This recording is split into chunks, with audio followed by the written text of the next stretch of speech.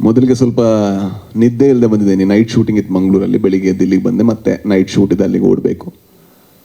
ಈ ಸಿನಿಮಾದಲ್ಲಿ ಒಬ್ಬ ಶೋಷಕ ವರ್ಗದಲ್ಲಿರುವಂತಹ ಒಬ್ಬ ಅಧಿಕಾರವನ್ನು ಎಂಜಾಯ್ ಮಾಡುವಂಥ, ಅದಕ್ಕೆ ಯಾವ ಎಕ್ಸ್ಟೆನ್ಷನ್ ಕೂಡ ಹೋಗುವಂಥ ಒಬ್ಬ ವ್ಯಕ್ತಿಯ ಪಾತ್ರ. ನಾವೆಲ್ಲರೂ ಕೂಡ ಅದೇ ಎಲ್ಲೋ ಒಂದು ಕಡೆ. ಆ್ಯಂಡ್ ಜಡೇಶ್ ಅವರು ಹೇಳಿದ್ರು ಈ ಪಾತ್ರ ಕೂದಲಿರುತ್ತೆ ಅಂತ. ನಾನು ಹೇಳಿದೆ ನಿಜವಾಗ್ಲೂ ಬೇಕಾ ಅಂತ. ಅದಕ್ಕೆ ಅವ್ರು ಹೇಳಿದ್ರು ಇಲ್ಲ ಸರ್, ಹಂಗೆ ಕಾಣಿಸ್ಬೇಕಾದ್ರೆ ದಯವಿಟ್ಟು ನಾನು ಕೆಲವರು ಆರ್ಟಿಸ್ಟ್ ಹೇಳ್ತೀನಿ, ಅಂದರೆ ದಯವಿಟ್ಟು ಅವರಿಂದ ತೊಗೊಂಬರೋಣ, ಇಲ್ಲಾಂದ್ರೆ ನಾನು ಆ್ಯಕ್ಟ್ ಮಾಡ್ತಾ ಇರ್ತೀನಿ, ವಿಗ್ ಇನ್ನೊಂದು ಕಡೆ ಇರುತ್ತೆ, ಸೊ ಅದು ಬೇಡ, ನಾನು ವಿಗ್ಗು ಒಟ್ಟಿಗೆ ಆ್ಯಕ್ಟ್ ಮಾಡಬೇಕು, ಆ ಥರದ ಆರ್ಟಿಸ್ಟ್ ಇದ್ದರೆ ಓಕೆ ಅಂತ. ಅದಕ್ಕೆ ಆಮೇಲೆ ಆ ಥರದ ಆರ್ಟಿಸ್ಟು ಅವ್ರ ಬಿಲ್ ನೋಡಿ ಸ್ವಲ್ಪ ಭಯ ಬಿದ್ದರು. ಬಟ್ ಈಗ ಸಿನಿಮಾ ನೋಡುವಾಗ ಅದು ನಾನೇ ಅನಿಸುತ್ತೆ. ಆ್ಯಂಡ್ ಈ ಪಾತ್ರಕ್ಕೆ ಆ ಕೂದಲು ಅಗತ್ಯ ಇತ್ತು ಅಂತನೂ ಅನಿಸುತ್ತೆ. ಸೊ ಇದು ಆ ವಿಗ್ಗಿನ ಸ್ಟೋರಿ ಅಷ್ಟೇ ಅಲ್ವಾ ಕೇಳಿದ್ದೆ? ಹಾಂ ಎರಡನೇ ಪ್ರಶ್ನೆ ಇದೆಯಲ್ಲ.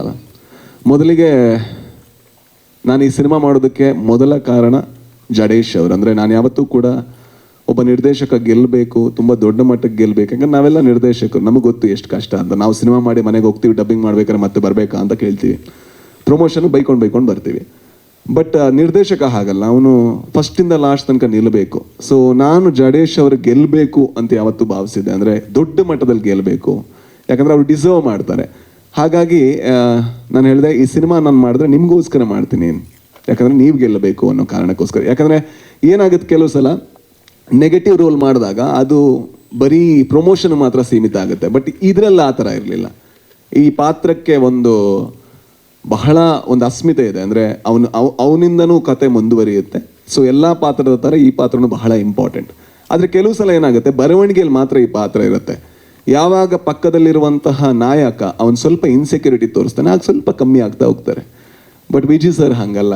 ಯಾವತ್ತೂ ಕೂಡ ಯಾಕೆ ಅವ್ನು ವಿಗ್ ಚೆನ್ನಾಗಿದೆ ಅಂತ ಕೇಳಿದವರಲ್ಲ, ಅಥವಾ ಅವನಿಗೆ ಯಾಕೆ ಬಿಲ್ಡಪ್ ಇದೆ ಅಂತ ಕೇಳಿದವರಲ್ಲ. ಯಾಕಂದರೆ ಅವ್ರಿಗೆ ಗೊತ್ತಿತ್ತು ಇಲ್ಲಿ ನಮ್ಮನ್ನೇನೋ ಹೈಲೈಟ್ ಮಾಡ್ತಾ ಇಲ್ಲ, ನಾವೇನೋ ದೊಡ್ಡ ನಾನು ರೂಲರ್ ಅಲ್ಲ, ಪಾತ್ರ ರೂಲರ್ ಅಷ್ಟೇ.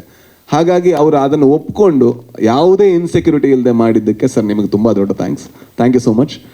ಆ್ಯಂಡ್ ಜೊತೆಗೆ ನಿರ್ಮಾಪಕರಿಗೆ, ಅಂದರೆ ಒಂದು ಕನ್ನಡ ಸಿನಿಮಾನ ಮಾಡೋದು ಕಷ್ಟದ ಕೆಲಸ. ಅಂದರೆ ನಾವು ಹಲವಾರು ಅಡಚಣೆಗಳನ್ನು ನಾವು ಎದುರಿಸ್ಬೇಕು, ಮುಂದುವರಿತಾನೆ ಇರಬೇಕು. ಸೊ ನಮ್ಗೆ ಎಷ್ಟೇ ಕಷ್ಟ ಆದರೂ ಕೂಡ ಇಲ್ಲಿ ತನಕ ಸಿನಿಮಾ ತಗೊಬಂದಿದ್ದೀರಾ. ಆ್ಯಂಡ್ ನಾನು ಯಾವತ್ತೂ ಭಾವಿಸೋದು, ನಾನು ಅಥವಾ ಯಾರಾದರೂ ಕನ್ನಡ ಸಿನಿಮಾಗಳನ್ನ ಯಾರೆಲ್ಲ ಮಾಡ್ತಾರೆ ಅವರೆಲ್ಲ ಗೆಲ್ಲಬೇಕು. ಅಟ್ಲೀಸ್ಟ್ ಹಾಕಿದ್ದಕ್ಕಿಂತ ₹1 ಜಾಸ್ತಿ ತಗೊಂಡು ಹೋಗಬೇಕು. ಇದು ಹಾಕಿದ್ದಕ್ಕಿಂತ ಡಬಲ್ ತ್ರಿಬಲ್ ಇನ್ನೂ ಜಾಸ್ತಿ ತಗೊಂಡು ಹೋಗಲಿ. ಆ್ಯಂಡ್ ವಿಜಯ್ ಸರ್ ಜೀವನದಲ್ಲಿ ಅತೀ ದೊಡ್ಡ ಸಿನಿಮಾ ಆಗಲಿ ಅಂತ ನಾನು ಪ್ರೇ ಮಾಡ್ತೀನಿ. ಆ್ಯಂಡ್ ಜಡೇಶ್ ಸರ್ ಒಳ್ಳೇದಾಗಲಿ ನಿಮಗೆ. ನಾನು ಹೈಯೆಸ್ಟು, ಅಂದರೆ ಇವರೆಲ್ಲ ಹೇಳಿದ್ರಲ್ಲ ಬ್ರದರ್ ಥರ ಟ್ರೀಟ್ ಮಾಡಿದ್ರು, ಬ್ರದರ್ ಥರ ಡೈರೆಕ್ಷನ್ ಟೀಮ್ ಹತ್ರ ಕೇಳಿದ್ರೆ ನಾನು ಎಷ್ಟು ಜಗಳ ಮಾಡಿದ್ದೀನಿ ಅಂತ ಅವ್ರು ಹೇಳ್ತಾರೆ. ಸೊ ನಾನು ಜಗಳನೂ ಮಾಡ್ತೀನಿ, ನಾನು ಬ್ರದರ್ ಥರ ಟ್ರೀಟ್ ಮಾಡೋದು ಮಾತ್ರ ಅಲ್ಲ.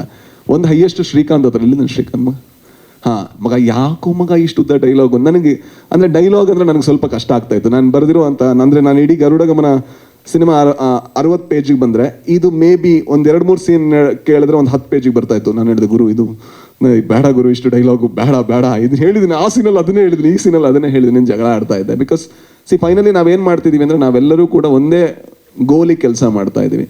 ಆ ಗೋಲ್ ಏನು ಅಂತ ಹೇಳಿದ್ರೆ ಈ ಸಿನಿಮಾ ಆದಷ್ಟು ಒಳ್ಳೆ ಸಿನಿಮಾ ಆಗಬೇಕು. ಯಾಕಂದರೆ ಎಲ್ಲ ಟೈಮಲ್ಲಿ ಈ ಅವಕಾಶ ಸಿಗಲ್ಲ. ಅಂದರೆ ಇಷ್ಟು, ಅಂದರೆ ವಿಜಯ್ ಸರ್ ಇರ್ಬೋದು, ಭಾವನಾ ಅವರಿದ್ದಾರೆ, ಜೊತೆಗೆ ನಮ್ಮೆಲ್ಲ ಹುಡುಗರಿದ್ದಾರೆ, ಮಿತ್ರಾ ಸರ್ ಇದ್ದಾರೆ, ಗೋಪಾಲಕೃಷ್ಣ ದೇಶಪಾಂಡೆ ಅವರಿದ್ದಾರೆ, ಆಮೇಲೆ ರಿತನ್ಯ ಇದ್ದಾಳೆ, ಜೊತೆಗೆ ಮಗ ನೀನಿದೆಯಾ, ನೀನಿದೆಯಾ. ಸೊ ಇವರೆಲ್ಲ ಇರ್ಬೇಕಾದ್ರೆ ಆ ಸಿನಿಮಾ ಗೆದ್ದರೆ, ಒಂದು ಕನ್ನಡ ಸಿನಿಮಾ ಆಗಿ ಗೆದ್ದಾಗ ಒಂದು ದೊಡ್ಡ ಲಾಭ ಇದೆ. ರಚಿತಾ ರಾಮ್ ಅವರಿದ್ದಾರೆ, ಆಮೇಲೆ ಬೈಬೋದವರು.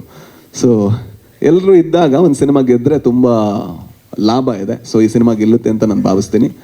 ಜೊತೆಗೆ ಮಾಸ್ತಿ ಅವರು ಬಹಳ ಚೆನ್ನಾಗಿ ಬರೆದಿದ್ದಾರೆ ಸರ್ ಡೈಲಾಗು. ಸೊ ಒಳ್ಳೇದಾಗಲಿ ಎಲ್ರಿಗೂ ಕೂಡ, ಅಷ್ಟೇ. ಕೋಲಾರ ಸ್ಲ್ಯಾಂಗ್ ಬಗ್ಗೆ ಸರ್? ಕೋಲಾರ ಸ್ಲ್ಯಾಂಗ್ ಮಂಜ ಇಲ್ಲಿ ಅವನು ಈ ಮಗ ನೀನು ಒಂದು ಡೈಲಾಗು ಇಲ್ಲಿ ನಮಸ್ಕಾರಗಳು ಅಲ್ಲಿದ್ದು ಮುಗಿದಿತ್ತು, ಆಮೇಲೆಲ್ಲ ಬೆಂಗಳೂರಲ್ಲೇ ಬಂತಲ್ಲ ಮಗ. ಬಟ್ ಬಹಳ ಕಷ್ಟಪಟ್ಟಿದ್ದಾನೆ ಪಾಪ ಅವನು. ಅಂದರೆ ಪ್ರತಿ ಸತಿ ಕೂಡ ನಿಂತು ಅವನು ಆ ಡೈಲಾಗ್ನೆಲ್ಲ ಪಾಲಿಷ್ ಮಾಡಿ, ನಾನು ಸ್ವಲ್ಪ ಜಾಸ್ತಿ ಇರಿಟೇಟ್ ಮಾಡ್ತೀನಿ, ಸರಿನಾ ಇದು ಕರೆಕ್ಟಾಗಿ ಬಂತ ಅಂತ.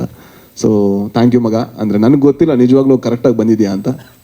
ಥ್ಯಾಂಕ್ ಯು ಮಗ, ಥ್ಯಾಂಕ್ ಯು. ಜೊತೆಗೆ ಒಬ್ಬ ಟೆಕ್ನಿಷಿಯನ್ ಹೆಸರು ಹೇಳಲೇಬೇಕು, ಬಹಳ ನನಗೆ ಖುಷಿ ಕೊಟ್ಟಂಥ ಟೆಕ್ನಿಷಿಯನ್ ಸ್ವಾಮಿ ಅವರು ತುಂಬ ಕೆಲಸ ಮಾಡಿದ್ದಾರೆ ಈ ಸಿನಿಮಾಗೆ. ಅಂದರೆ ಅವರು ದುಡ್ದಂಥ ರೀತಿ ಇದೆಯಲ್ವಾ, ನಂಗೆ ಬಹಳ ಖುಷಿ ಆಯಿತು. ಸ್ವಾಮಿಗೂ ಬಹಳ ಒಳ್ಳೇದಾಗಲಿ ಅಂತ ಕೇಳ್ತಾ ಅಷ್ಟೇ ಅಲ್ವಾ, ಬೇರೆ ಹೆಸರು ಮಿಸ್ ಮಾಡ್ದ ಇಲ್ಲ ಅಲ್ವಾ? Thank you so much. Thank you very much sir.